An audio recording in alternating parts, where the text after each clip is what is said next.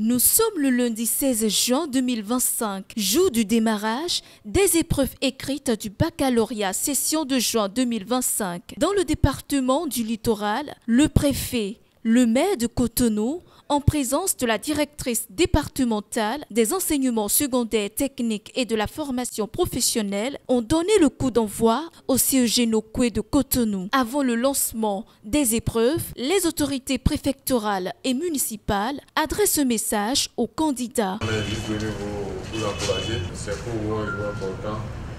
Ne déstressez-vous, comme on le dit souvent, le bac c'est pour les moyens. Vous verrez tout à l'heure les choses que vous avez étudiées en classe. Il n'y a rien de sorcier, donc restez sûr de vous-même. Travaillez à rechercher la mention. Nous on compte sur vous. Comptez sur vous-même. D'accord? Restez sûr de vous-même. Au total, 119 688 candidats composent pour ce premier diplôme universitaire, soit une augmentation de 4 207 participants par rapport à l'année 2024. 600 candidats ont débuté la première épreuve dans ce centre. Nous avons 10 831 candidats qui composent dans le département du littoral. Il y a 5 187 filles et 5 683 garçons. Je crois que les chiffres sont sensiblement égaux. Et au niveau de ce centre, nous avons 600 candidats, dont 314 filles et 286 garçons. Les filles dépassent légèrement les garçons. Et au niveau départemental, on a 16 centres de composition. Ces candidats-là sont répartis dans les 16 centres, dans 14 séries.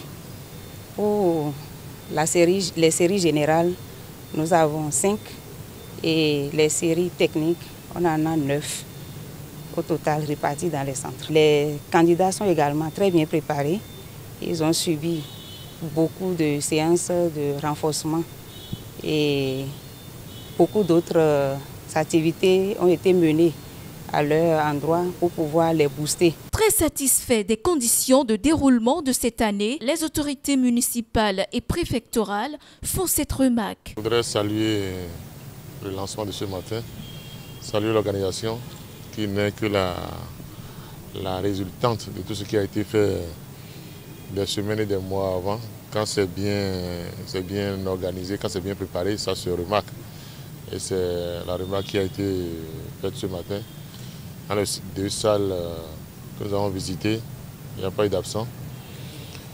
Nous constatons aussi que la politique gouvernementale, toutes les filles à l'école portent ses fruits.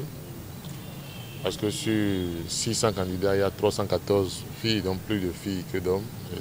C'est à saluer. Je voudrais d'ardent m'associer aux propos tenus par M. le maire, qui reconnaît l'efficacité de la politique mise en place par le gouvernement pour pacifier les années, permettre aux apprenants d'aller jusqu'au bout de leur cursus et de leur apprentissage.